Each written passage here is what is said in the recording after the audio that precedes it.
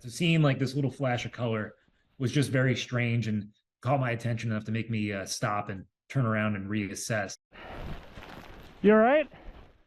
In that specific scenario, it happened so fast that there was really little time to think about what was happening. You know, he can't breathe right now. I need to be able to get to him and clear his airway so that way he can breathe.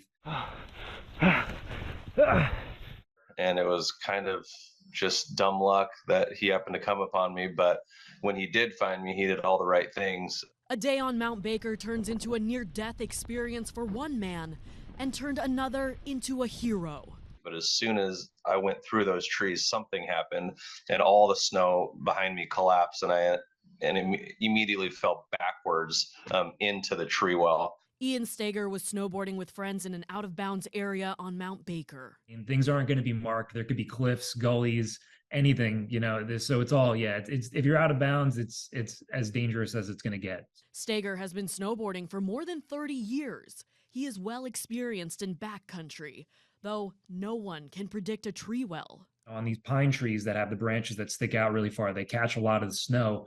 So rather than out in the open where the snow just accumulates on the ground, there's sort of this area around the base of the tree where the snow is much less dense. If you get too close, the snow can draw you in. It's going to be like almost like quicksand falling into it, where the more you sort of struggle and try to get out of it, the more it's going to suck you in. And then once you're in it, I mean, that's it. You're in it. You can see in the video, there's no chance that Ian would be able to get out. Where my hand was pinned, it was kind of close to my face. So I was able to clear a small airway and pull my jacket over my face so that I didn't inhale snow. That small air pocket bought him more time as skier Francis Zuber worked his way uphill. People have been very nice and gracious and telling me that I was very composed and it looks like I knew what I was doing. Internally, I was freaking out. It was total panic in my head. I basically just had to clear all of the snow out in front of me and then get to him and then use his board to leverage myself up to climb up to him. And yeah, in those moments, it was really frightening. After about 2 minutes from the time Zuber spotted Steger, he started to see hands peeking out of the snow. Hey, you all right? Can you hear me? I mean, adrenaline is, one heck of a drug.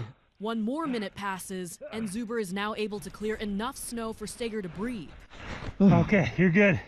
You're good, I got you. I've told him how grateful I am that he was there and that he'd saved my life, and how grateful my fiance is. Zuber, now a hero, and Steger gaining a new friend. And we ended up riding those same runs and in that same area that he dug me out, which was cathartic and definitely it was definitely a positive experience for me, knowing that I could go through that section and be okay being in that area, in the area that I almost died. I'm told the two are going to be skiing and snowboarding tomorrow, enjoying all of that fresh powder. If you find yourself falling in a tree well, first, the advice is that you stay calm. And second, you want to create a sort of pocket around your nose just so that you have a small air pocket to still breathe and you're protecting yourself from any snow that could go into your mouth or your nose. In Seattle, I'm Nikki Torres, Fox 13 News.